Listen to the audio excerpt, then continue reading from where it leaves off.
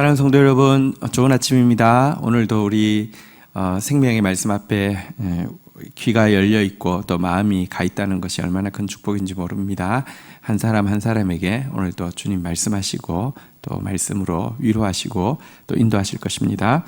오늘 나눌 말씀은 에스겔서 24장 15절에서 27절 말씀입니다. 에스겔서 24장 15절에서 27절 15절부터 17절까지 먼저 읽고 시작하겠습니다. 15절 여호와의 말씀이 또 내게 임하여 이르시되 16절 인자야 내가 내 눈에 기뻐하는 것을 한번 쳐서 빼앗으리니 너는 슬퍼하거나 울거나 눈물을 흘리거나 하지 말며 17절입니다.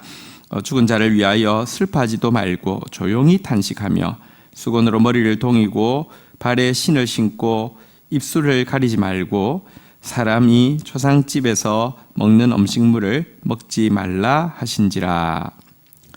자, 이제 오늘 본문은 에스겔서 24장, 다시 말하면 성전이 무너지기 전 마지막 기록입니다.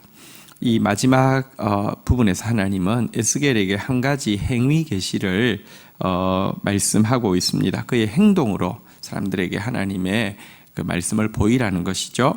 무엇이냐고 하면 하나님께서 에스겔이 눈으로 기뻐하는 어떤 것을 한순간에 빼앗아 가실 것인데 그 대상을 죽이실 것인데 그때에도 슬퍼하지도 말고 울지도 말고 눈물도 흘리지도 말라고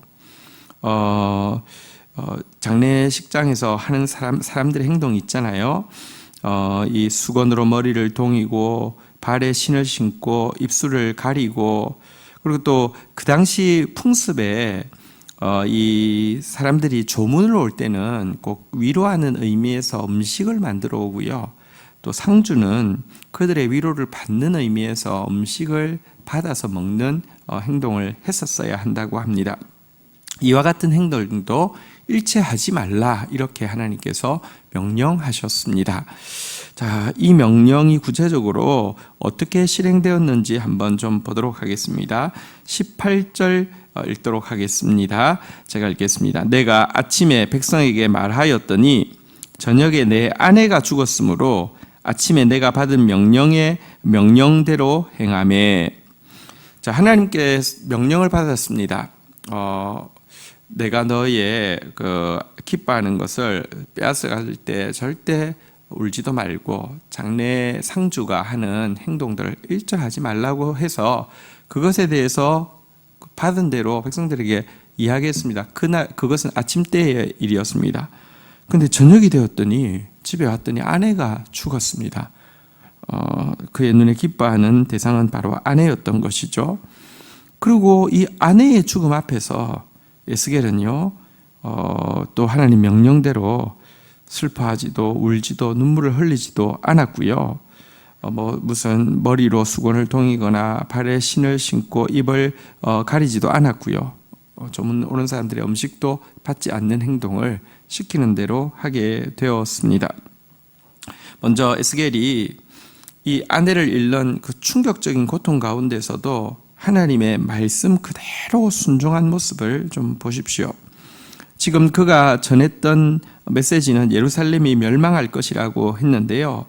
사실은 이 예루살렘은 하나님 앞에서 그의 신부와 같은 존재입니다.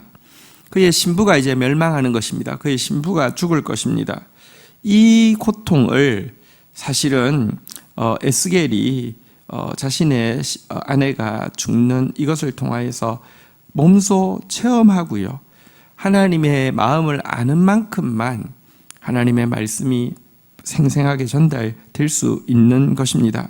어쨌든 이 같은 하나님의 마음을 그는 알았기에 하나님의 말씀대로 이 사랑하는 아내의 죽음 앞에서도 잠잠하고 이 슬픔을 표현하지 않았던 것입니다.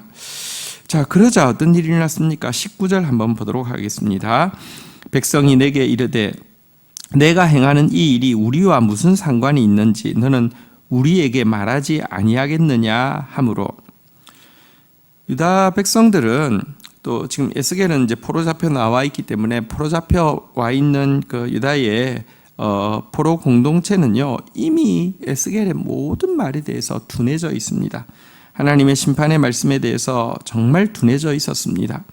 하지만 그럼에도 불구하고 아내가 죽었는데도 애통도 하지 않고 어떤 상주로서의 할 행동들을 하나도 하지 않는 그 모습은 너무 생경스럽게 다가왔고요.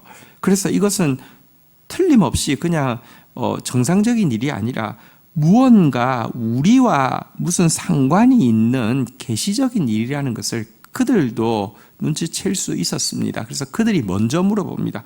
이 일이 우리와 무슨 상관이 있는지 우리에게 말하지 아니하겠느냐라고 하면서 왜 그러냐고, 이게 우리한테 무슨 말을 하려고 하시는 거냐고 그들이 먼저 묻고 있습니다.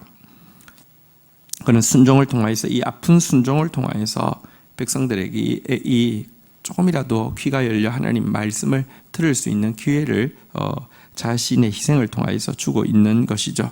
자, 그러자 이제 하나님께서 이 행위 계시를 통하여서 전달하시는 메시지를 전하고 있습니다.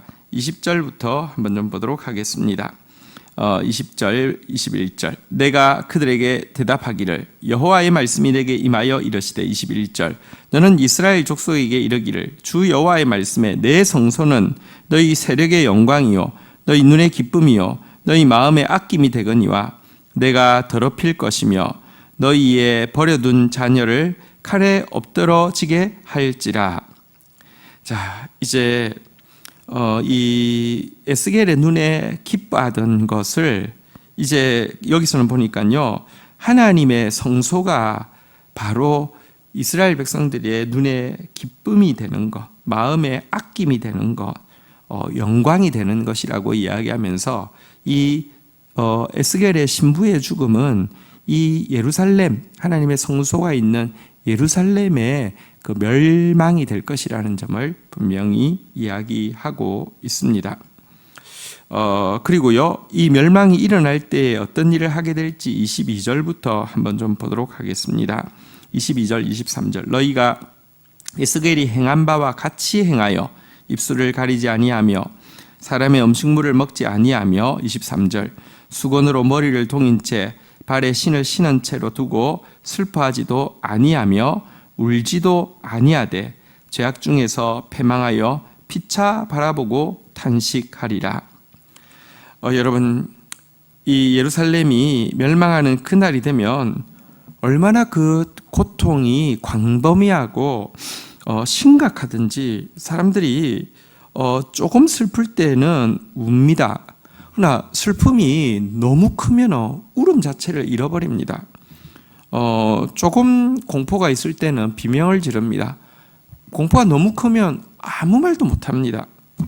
지금 이제 에스겔이 행한 바대로 이 아내의 죽음 앞에서도 눈물을 흘리지도 않고 어떤 위로를 받지도 않고 어떤 이렇게 조문을 하는 행위도 하지 않았던 것과 마찬가지로 그날 예루살렘이 멸망하게 될 때 예를 들어 아내가 남편이 자식이 칼에 엎드러지는 이런 죽음을 보면서도 누구 한 사람 슬퍼할 여력도 없고요.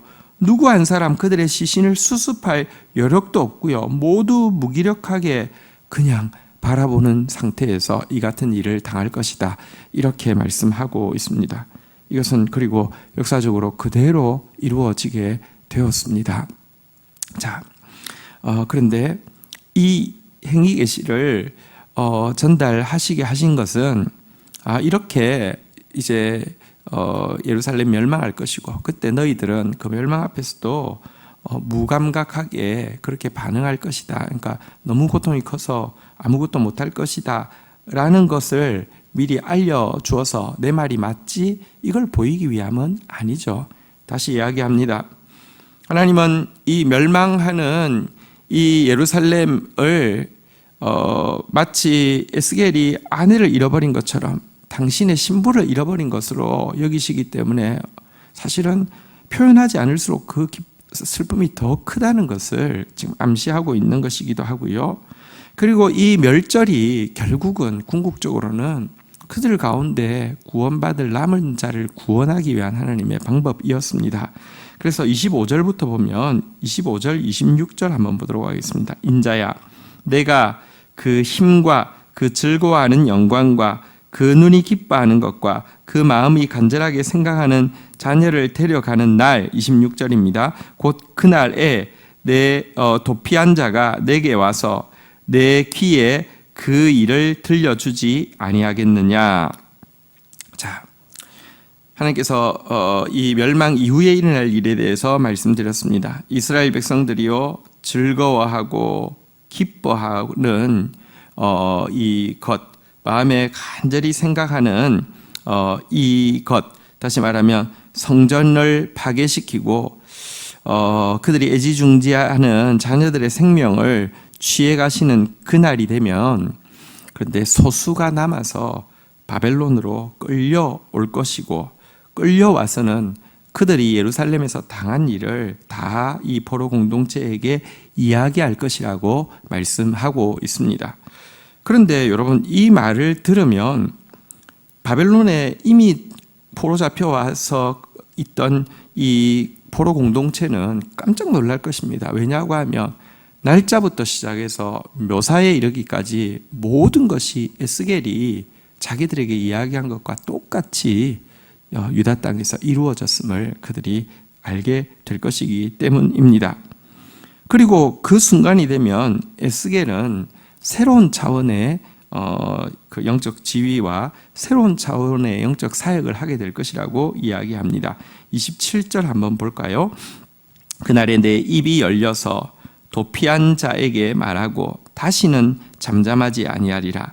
이같이 너는 그들에게 표징이 되고 그들은 내가 여호와인 줄 알리라. 자, 이제 그날이 되면, 지금까지는 에스겔이 하는 말을 사실은 듣지도 않고 귀 기울이지도 않고 그랬는데요. 그날부터는요, 에스겔의 입이 활짝 열려서 이 도피한 자들, 포로 공동체와 이제 유다에서 남은 자들이 온 그들에게 잠잠하지 아니하고 입이 활짝 열려서 하나님의 새로운 시대에 대해서 거침없이 예언할 것이다 라고 이야기하고 있습니다. 그리고 더 나아가 에스겔의 존재 자체가 그들에게 표징이 될 것이다. 그러니까 이 존재 자체가 하나님의 표징이 될 것이다 라고 이야기하고 있습니다. 여기서 입이 활짝 열려서 잠잠하지 아니하고 거침없이 선포하게 될 예언이란, 이제 지금까지는 이 멸망이 실제가 될 것이라는 것이지만 이후의 예언에는요, 더 영화로운 회복이 실제가 될 것이라는 이것에 대한 새로운 예언 사역을 감당하게 된다는 것이고, 에스겔의 존재 자체가 바로 하나님의 이 심판과 하나님의 회복의 이 상징이 될 것이라는 그런 의미입니다. 그리고 그를 통하여서 백성들은요, 하나님께서 여호와이신 줄 알게 되는 그런 역사가 일어날 것이다 라고 예언하고 있습니다. 이 때문에 24장을 마치고 나면 25장부터는 보면 열국에 임할, 이제 유다와 예루살렘이 아니라 열국에 임할 심판에 대해서 이야기하고 나서 이제 성령으로 말미암아 유다가 회복되어지고, 그리고 또 유다로 말미암아 세계가 회복되어지고, 그리고 하나님의 성전이, 다시 말하면 천국이 완성되어지는 그런 예언을 이제 25장부터 펼쳐나가게 될 것입니다. 자, 오늘 주신 말씀 가지고 우리 주님 앞에 나아가서 한번 기도하는 시간 가지도록 하겠습니다. 제가 기도하겠습니다. 하나님, 오늘 하나님께서 자기 백성들을 심판하시는 것이 얼마나 하나님께 큰 아픔인지, 하나님이 눈에 기뻐하시고 하나님께서 사랑하시는 아내를 심판하는 것과 같은 것임을 저희들이 보게 됩니다. 하나님의 기쁨이 되기를 원하고, 하나님께서 마음껏 축복하셔도 축복의 통로로서 하나님의 뜻을 이루어 드릴 수 있는 사람이 되기를 원합니다. 하나님, 그런데 또 이 일에 에스겔이 정말 행위 계시자로 수종들면서 그 아픔에도 불구하고 하나님의 마음을 헤아리기에 그대로 순종했던 아름다운 모습을 보게 됩니다. 또 이 같은 순종이 이 백성들의 무디어진 마음을 열게 하고 또 이 같은 순종으로 말미암아 이제 예루살렘에서 포로잡혀 올 자들에게 대해서도 입을 열어 잠잠치 아니하고 선포할 생명의 말씀을 가지게 된 것도 보게 됩니다. 하나님, 우리가 하나님의 뜻 앞에서 그저 이렇게 하나님 신뢰함으로 순종하는 에스겔의 모습, 하나님의 마음을 헤아림으로 기꺼이 순종하는 에스겔의 삶이 되어질 수 있도록 은혜를 베풀어 주시기를 간절히 간구하고 소원합니다. 심판이 실제가 된 것처럼 또 회복도 실제가 될 것이며 하나님 그 징계가 실제가 된 것처럼 또 위로도 실제가 되어질 것을 저희들이 믿습니다.